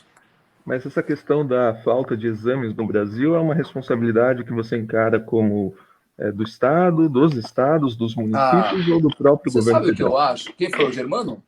Você, Germano? Vinícius. Vinícius, desculpa, Vinícius. Você sabe o que eu acho? Eu acho que é assim. O que eu vejo hoje em dia é que ninguém assume nada, né? Ninguém assume nada. O governador do Maranhão ia colocar o lockdown. Ia colocar o lockdown porque... Estou dando um exemplo, tá, gente? Porque os leitos não tinha mais leitos. Poxa, mas ele é governador há 6 anos. 6 anos. Ele começou com a Dilma, ele passou pelo Temer, agora ele está no Bolsonaro. Não importa se ele é do PCdoB, do PT, do PSDB, não importa, tá? Quer dizer, em 6 anos, independente de uma pandemia, ele não poderia ter feito uma gestão melhor na saúde para ter mais leitos? Aí ele culpa o prefeito de São Luís, ele culpa o governo federal. Poxa, mas será que ele não poderia fazer uma coisa diferente? Sabe, faltou... Eu não estou falando que a gente fez estádios e não fez hospitais. Eu não estou entrando porque isso aí é piegas. Isso aí não leva a lugar nenhum. Mas eu acho que quando você, como um executivo, e ainda mais quanto mais tempo você fica, como 6 anos, você tem que ter uma margem para isso. Não para a pandemia, mas para uma gestão. Isso é falta de gestão. E aí você culpa o outro. Porque ele falou isso, porque ele saiu sem máscara, porque ele foi na multidão, porque ele foi nisso, naquilo. Não, mas peraí, eu sou o governador, eu sou o prefeito. Eu é que tenho que reunir condições. É muito fácil acusar. Então, eu vejo que está muito para apontar para os outros e não apontar para si. Sabe? Os erros. E realmente, nós 4 estamos conversando aqui, mais os ouvintes, a gente sabe que falta muita gestão. Gestão na saúde, gestão na infraestrutura, gestão na segurança pública, gestão na educação, sabe? E lógico que agora que está mais vertente, está mais fácil de se perceber, é na saúde. Mas acho que falta uma gestão completa. E um desses casos que está faltando leito é na gestão. E o outro que eu vou citar é o Virgílio, o prefeito lá de Manaus. É um absurdo. Ele também é reeleito, ele também está no seu 6º ano, e está criticando que falta leito, que é isso, que é aquilo. É evidente que ele pode ter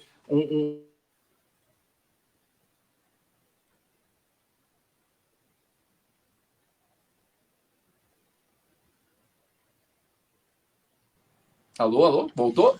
Voltou. Estão sim. Me ouvindo? Se tivesse caído, desculpa. É evidente que um pode ajudar o outro, mas uma coisa é você fugir das suas responsabilidades. Eu acho que muitos governantes estão fugindo das responsabilidades. Perfeito. Flávia, está na escuta? É isso que eu ia falar, Vinícius. Eu ia passar para o Germano agora, porque nós temos muitos comentários aí na live, e eu gostaria que o Germano lesse para nós os comentários dos nossos ouvintes, por favor. Claro. Sim. Val Queiroz, ele comentou o seguinte: para definir a retomada da atividade econômica, segundo o governo estadual, não leva em consideração o número de óbitos, leva em consideração porcentagem, ocupação de leitos, UTI, crescimento de casos confirmados do Covid-19, índice de isolamento. Você acha que leva tudo isso? Eu acho que tudo tem que se levar em conta, né? Acho que tudo tem que se levar em conta.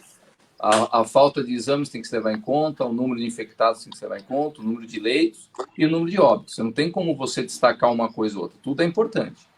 Mas, eu, sinceramente, como é que eu posso dizer isso para que vocês consigam me entender? Eu acho que politizou muito. E eu acho que quando você joga muito para si, É um egoísmo, de certa forma, de você traçar algumas metas, sabe? Se eu te perguntar para nós quatro, para os ouvintes, a gente tem certeza que tem esse número de óbitos?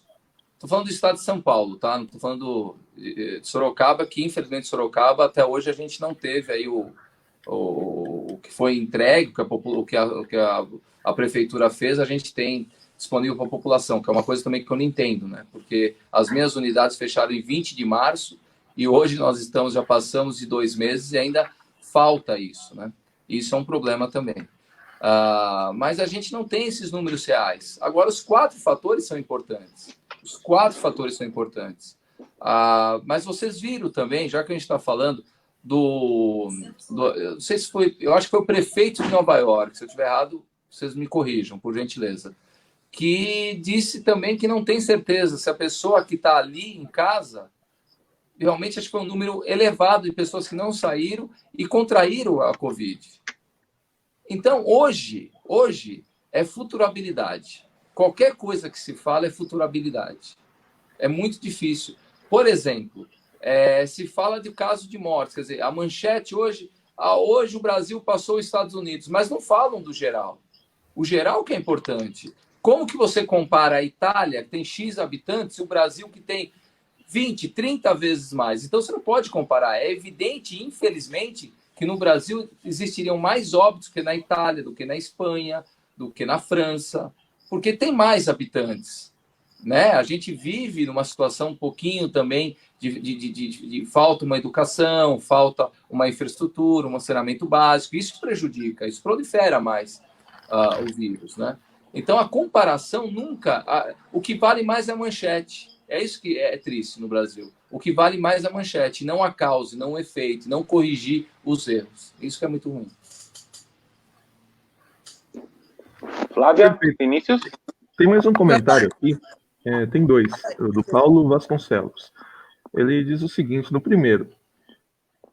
Boa noite a todos. Com a colaboração do governo para o pequeno empresário, sendo que mais de 80% não consegue realizar informações do Sebrae, já a população de baixa renda assistimos na TV como fazer um benefício somente no papel.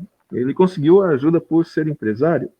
Daí depois ele retoma a pergunta aqui, quem no Brasil faz uma boa gestão pública? A pandemia mostra falta de governabilidade, principalmente no governo federal. Apenas reflete a deficiência dos nossos governantes. Qual o papel do governo federal sem o ministro da Saúde em meio à pandemia do Covid-19? Gente, eu estou comentando, né? Estou deixando vocês comentar. Sem dúvida, você não ter um ministro da Saúde é um erro, né? Isso é indiscutível. Não pode não ter um ministro da Saúde. Mas vamos parar para pensar. Eu vou deixar uma pergunta no ar. Hoje, os hospitais, pronto-socorros, é mais federal, estadual ou municipal?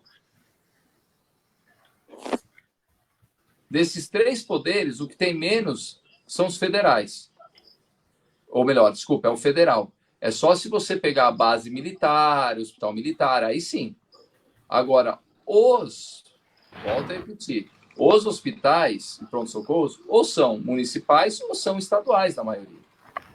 Então, aí, lógico que o Ministério da Saúde está aí, sem dúvida nenhuma, para dar um respaldo para isso. É evidente, ele tem essa função, tá? E é importante. E parece que já deu para as prefeituras uma verba, pelo governo estadual e tudo mais. Mas a maioria dos hospitais são estaduais ou municipais. Então, e deveriam fazer uma gestão um pouco diferente, para que não chegasse a esse ponto. Tá? Agora, o que a gente vê é uma situação muito delicada. Como que uma máscara custa R$5 e você compra por 123? E a máscara não chega. Respiradores. Gente, é má gestão. Isso está claro. Isso é uma má gestão. Você não precisa ter muito para comprar errado. Você pode ter muito e comprar melhor, comprar mais rápido, com mais eficiência, sabe? Para atender mais população. E o que a gente vê é o contrário. A gente vê um uso errado, errôneo, terrivelmente errado do dinheiro, um desperdício. Né? Para não dizer outra coisa que a gente não pode dizer, porque me faltam provas e seria leviano dizer alguma coisa aqui. Mas realmente é uma gestão. Mas é fácil, você está fora, tal, é fácil falar isso. Gestão é gestão. Se eu tenho o meu serviço 99% de aprovação, é que eu sei fazer gestão. Isso não sou eu que faço, é Datafolha, Vox Populi, não sou eu. Ah, mas uma gestão de central de atendimento. Eu, antes da pandemia, fazia 75 mil atendimentos. Você ter 75 mil atendimentos acima de 90%,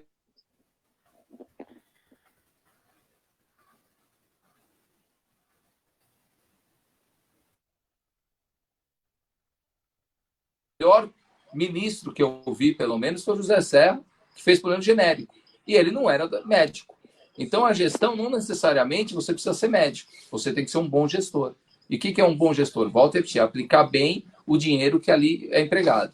Pega o dinheiro, coloca onde necessita, tem que ter visibilidade, tem que ter sensibilidade com a população para você exercer bem a sua função. Dinheiro, por exemplo, na nossa cidade tem, a gente sabe. É uma cidade que tem uma arrecadação muito forte, que tem uma multinacional como uma Toyota, por exemplo. Então, isso aí não falta. Isso a gente sabe. Mas tem que se aplicar bem o dinheiro, tem que ter uma gestão mais eficiente.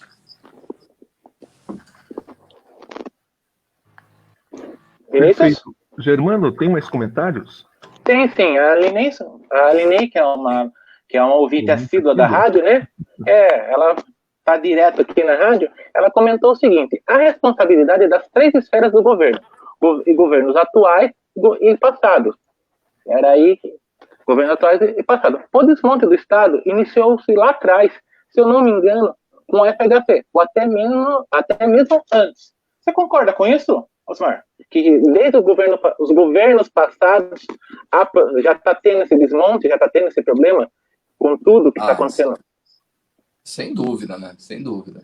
Sem dúvida. Eu acho que o nosso presidente, ele peca em algumas coisas, isso acho que todos nós sabemos e percebemos, mas ele, dos últimos governantes, é o que tem menos culpa, né? O Fernando Henrique, que eu acho que teve um grande efeito na estabilidade econômica, isso é inegável, quanto ele foi importante, né, para a estabilidade econômica exercida hoje no Brasil. Ele teve 8 anos, o Lula mais 8 anos, a Dilma 6 anos, o Temer 2 anos. Se você pegar os últimos, o Bolsonaro é o que teve menos tempo. Sem dúvida nenhuma, esse caos que a gente vive hoje vem de más gestões, gestões ruins lá atrás. Isso eu não tenho a menor dúvida, isso é um fato. Vinícius, algum comentário mais?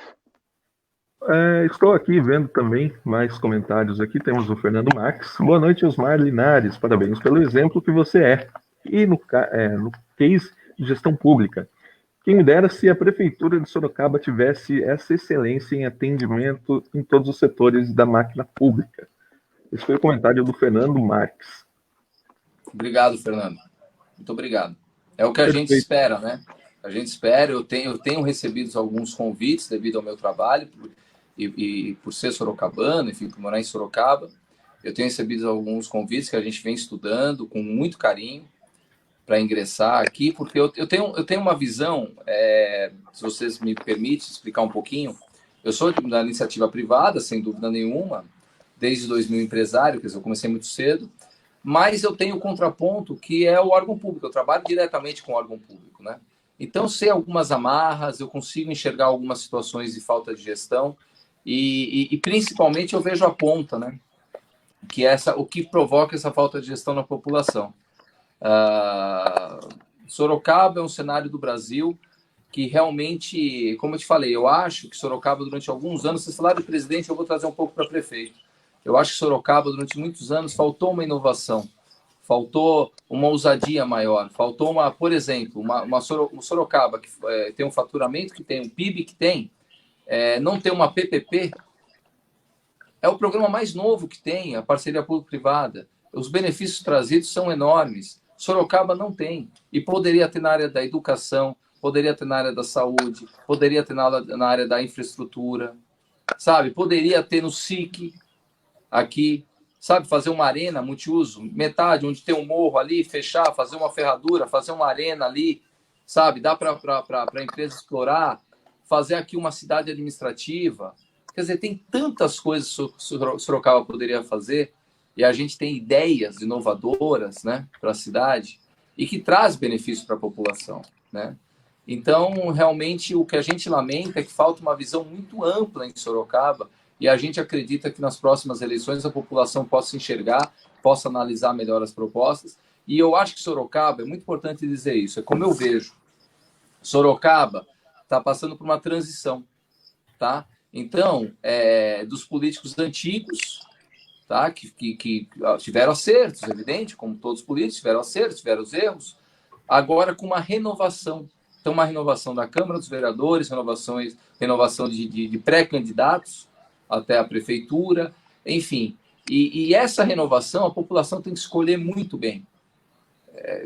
Escolhe muito bem os planos de governo, ainda não foram apresentados, mas serão apresentados, porque é muito importante essa renovação. A renovação faz parte das nossas vidas, né? Pode ser melhor, pode ser para pior, mas fato é que a renovação vai fazer falta, vai fazer parte das nossas vidas. E é muito importante que a população possa enxergar isso. Sorocaba pode ser mais, pode trazer mais benefícios à população do que vem trazendo ultimamente.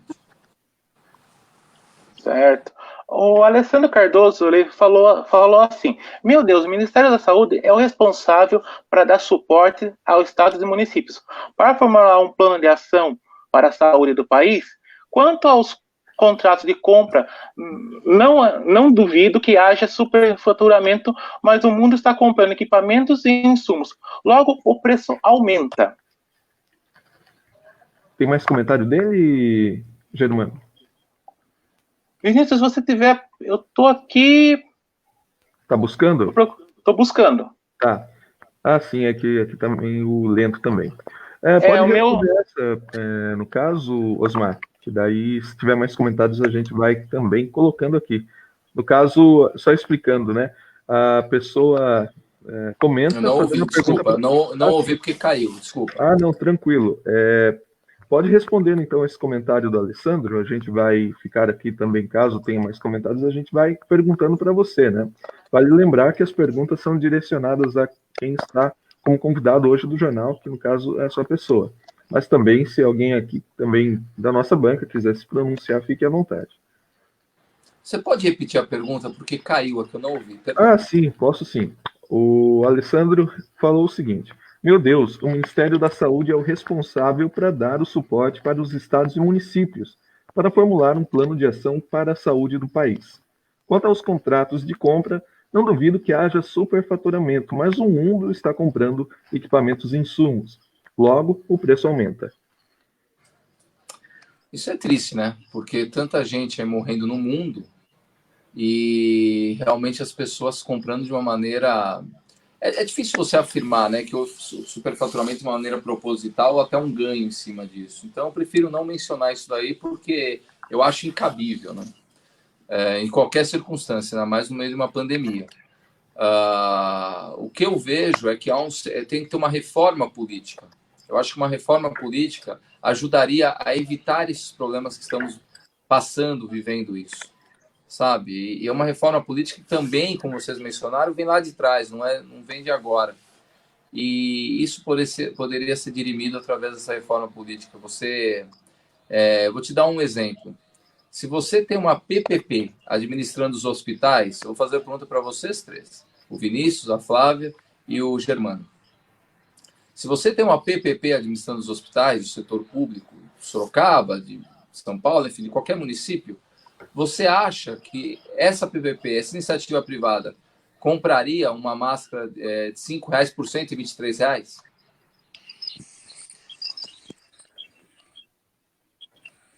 Provavelmente não. Não. Provavelmente não. Quer dizer, ela teria uma gestão muito mais austera, porque o dinheiro vinha dela, ela tem que visar o lucro. Eu acho que o Estado não tem que ter lucro. Sinceramente, acho que o Estado não é uma empresa que tem que ter lucro. Mas o Estado tem que servir bem a sua população. Então, se você compra uma máscara de 123, sendo que você podia pagar por R$5, quantos você deixa de atender com essa máscara? Quantos você deixa de atender com os respiradores? Entendeu? Você tem uma gama muito maior. E, infelizmente, isso não acontece. Então, a iniciativa, se você tem uma PPP, uma empresa que faça uma gestão nos hospitais e pronto-socorro, não aconteceria isso aí. E você atenderia mais. E mais, você conseguiria esses testes de uma maneira completamente diferente, com muito mais eficácia. Que eu acho que está faltando no Brasil muito são esses testes.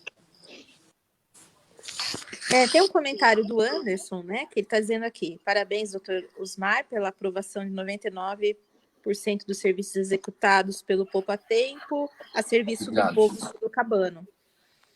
O Alcides também colocou: boa noite, Osmar Linares.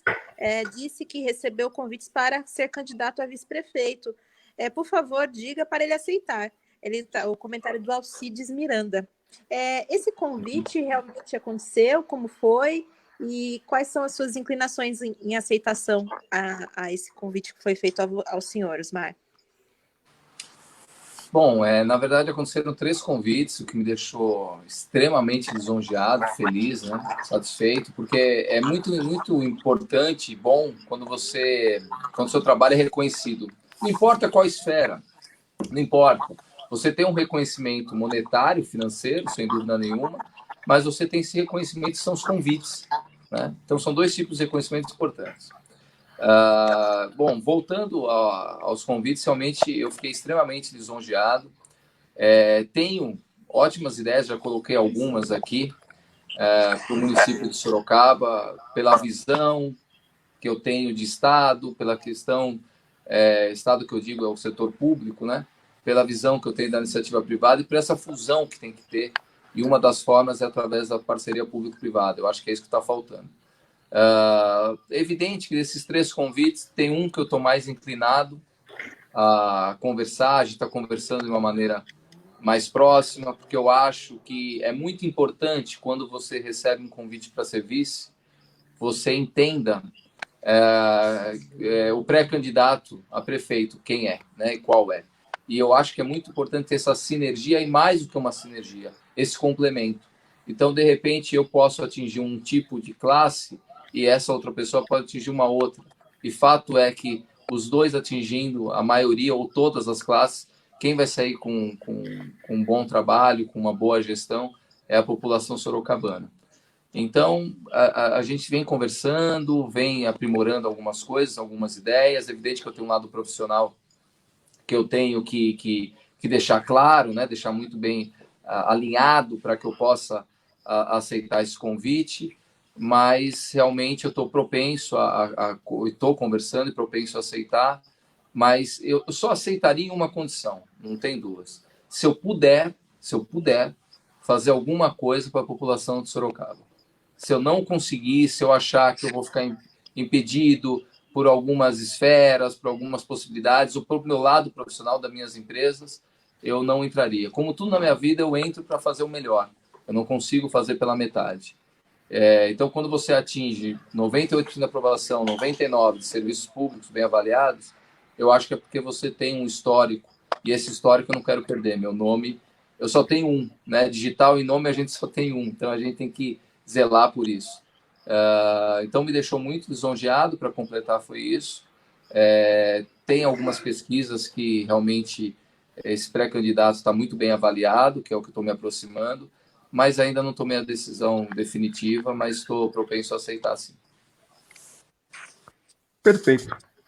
Tem mais comentários, Flávia?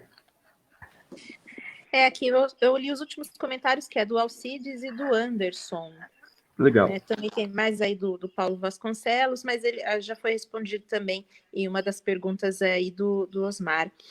E, Osmar, para finalizar, qual que você falou muito de afinidade, sinergia, e um momento de pandemia como esse exige muito um relacionamento bom entre as partes. Como que o senhor vê a situação do governo federal em relação aos governadores, em relação aos prefeitos? Falta uma sinergia? Falta um trabalho mais forte, mais unido entre eles? Falta um melhor relacionamento? Você sabe que uma palavra define muito bem, é caótica, né? Acho que essa palavra é a que melhor define o momento que a gente que nós estamos vivendo. É uma situação caótica. É que eu falei, não vou fazer juízo de valores, não estou aqui para isso, até porque eu posso falar por mim, né? Não posso falar pelo governador, pela prefeita, pelo presidente, né? Mas eu acho que falta é o bem comum, e o bem comum é a população. Se tivesse uma sinergia, como eu cito, de pensar no bem comum, então o que é? De repente, o presidente tomar algumas atitudes procurar melhor palavras, né, outras palavras, para que pudesse dar um carinho melhor à população, informar melhor a população. Se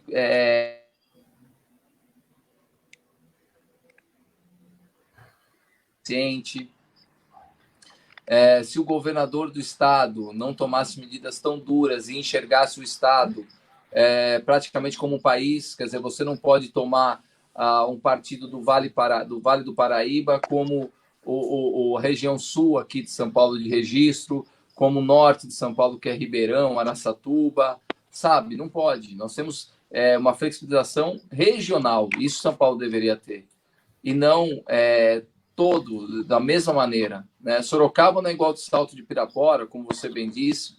Então, por que não pensar diferente? Por que não conversar com os prefeitos? Né? O que a gente lamenta é que alguns prefeitos, algum executivo no âmbito municipal, está realmente agindo igual o nosso governador. E o cenário é diferente. O cenário de São Paulo não é o mesmo de Sorocaba, né? Da prefeitura, né? do município de São Paulo não é o mesmo de Sorocaba, que não é o mesmo de São José do Rio Preto, que realmente agora cresceu o contágio até os óbitos, mas Taubaté não é tão falado, Cruzeiro na divisa com o Rio de Janeiro não é, sabe? Então, infelizmente, o que a gente percebe é que ou o gestor municipal, estadual, federal, enfim, está perdido, ou ele está pensando em 2022, ou ele está sendo negligente para passar algo para a população que não está acontecendo. Então, eu acho que nas três esferas estão errando. É como eu enxergo. E não pensando efetivamente na população. E população, gente, que eu quero deixar bem claro, eu não estou falando só do Covid, tá? Eu estou falando de uma flexibilização de você conseguir liberar o comércio. De repente, não das 8 às 18, mas de repente das 10 às 14, às 15, sabe? Por exemplo, quem não sente? As pizzarias não estão sentindo porque tem o delivery. Por que não tenta fazer de uma outra forma? Sabe? Sem o radicalismo. O radicalismo todo mundo perde muito. E onde você encontra o bom senso, a razoabilidade, não se perde tanto. E aí é que falta uma ação na esfera municipal, na prefeitura, falta uma ação do governo de regionalizar e falta uma ação federal de realmente encarar o problema como ter um ministro da Saúde efetivo. Perfeito. Eu queria agradecer a sua presença, Osmar Linares, pedir perdão aí por alguns transtornos, né? Às vezes algum probleminha de áudio, alguma falha técnica, né? E também finalizar com o comentário do nosso ouvinte, Paulo Vasconcelos, que colocou aqui que falta humanidade, que temos o exemplo da nossa vizinha Argentina, Paraguai, que pensaram nas pessoas e não tanto na política. Obrigada pelo comentário também, Paulo Vasconcelos, e a todos que participaram, né? E suas considerações finais, Osmar. Bom, eu agradeço a oportunidade, foi um papo muito bacana, né? Eu tive liberdade para expor tudo aquilo que eu penso, como um gestor, como, quem sabe, aí um gestor público, a minha visão também da política, dessa pandemia que estamos vivendo. E o mais importante é não pensarmos de maneira singular, né? Pensarmos de uma maneira pluralista, uma maneira maior, uma maneira num todo. E não pensar em ganhos momentâneos ou isso ou aquilo, não. Pensarmos em encontrar uma razoabilidade para que todos possam vencer com saúde, sem dúvida, mas também termos o que fazer. Né? Não adianta, 2 meses ninguém mais aguenta passado, né? 2 meses. Acho que a gente tem que ir aos poucos, voltando à nossa vida normal. Aos poucos, com as medidas, como a máscara, álcool em gel, distanciamento, evitando abraços, beijos, enfim, para que nós possamos voltar daqui 2, 3 meses à nossa vida como que era, mas aos poucos voltando ao normal. Eu agradeço a oportunidade, estou à disposição, acho que foi muito bacana para deixar muito claro também meu pensamento sobre tudo isso que eu já coloquei. Tá? Uma boa noite a todos e principalmente saúde, é o que mais eu desejo, saúde a todos. Tá certo, muito obrigada. Germano Schoenfelder, agora é com Opa. você. Queria que você continuasse aí falando os números atuais aí da Covid. O Germano é o menino da informação aqui, ele dá os números precisos. Não sei se o pessoal gosta, né? Se é bom, se é ruim, né? Mas vamos dar os números precisos, né? Assim. Bom, vamos começar com Sorocaba. Sorocaba, estamos com 694 casos confirmados, temos 41 óbitos, aumentou mais um, certo? Era 40 ontem, já aumentou para 41. Internados estamos com 45 e estamos com 608 casos recuperados / recuperação, pessoal. Olha, só para fazer um comparativo, de ontem para hoje, ontem tivemos 685 casos, hoje 694 casos confirmados. Ontem, 40 óbitos, hoje já 41 óbitos. Internados, ontem tinha 34 internados, hoje são 45. Ontem tinha 611 casos recuperados, hoje já passou para 608. Quer dizer, estão recuperados mesmo. 611 porque recuperados / recuperação? Porque tem alguns casos que ainda voltaram, entendeu? Teve alguns casos que ainda voltaram a ter alguns sintomas. Então, por isso voltou para esse número. Hoje já temos menos. Bom, perfeito. E Vinícius, você tem alguma coisa para complementar desses números? Temos sim. Em relação aos bairros? Sim, os mapas fizeram um grande alerta hoje, nesta noite, né, porque saiu um novo mapa, né, da Vigilância Epidemiológica aqui de Sorocaba, atualizado hoje às 4 da tarde. A região que mais vem sendo afetada é Centro, Zona Norte, ali perto dos bairros... Oi? Aparecidinha. Aparecidinha, Vila Aro, Barcelona, Vila Hortência, né, o Vila Santana também. Vários locais, né? Por exemplo, a Vila Aro aqui, Zona Leste, ela tem um pouquinho mais de 40 pessoas. O Cerrado é o bairro com mais casos, quase com 50. Então é uma coisa bem complicada, né, nesse ponto. Então é uma situação para se levar em conta, né, também a questão da forma como vem sendo a gestão da saúde aqui na cidade, né? Onde que dá para ser melhorado, onde não dá. E vale lembrar que alguns bairros é composto por pessoas mais idosas, né? Que nem a Vila Hortência. A Vila Hortência é um pessoal... Bolinho sabe bem que ele cuida da Casa de Espanha. A Vila Hortência é bastante espanhóis e é bastante pessoas idosas. Então, alguns bairros aí realmente é preocupante, é alarmante os números serem mais altos devido à população ser mais idosa. Pessoal, tem mais alguma informação para acrescentar ou podemos já finalizar essa edição, que foi bem extensa? Vinícius? Podemos encerrar assim, quando vocês preferirem. Também já quase 1h40, né, Flávia? Bastante gente acompanhando conosco. Foi muito bom, foi muito produtivo. Foi muito legal, né? Então, sim, foi produtivo, né? Então, aquela coisa, gente, também... Foi intenso, né? Foi intenso. Então, isso que é interessante para todos, né? Então, encerramos aqui mais uma edição do Jornada Cultural. Até a próxima edição, que é sexta-feira, a nossa edição extra. Em breve nós vamos divulgar o nosso convidado de sexta-feira, não perca. Sexta-feira, às 19 horas, estaremos aqui novamente na página Ouvinte Sorocaba, que é o canal de notícias da Rádio Cultural FM. Uma boa noite a todos. Boa noite, Vinícius. Boa noite, Germano. Boa noite. Agradecer a todo mundo que acompanhou. Letícia também. Boa noite, pessoal.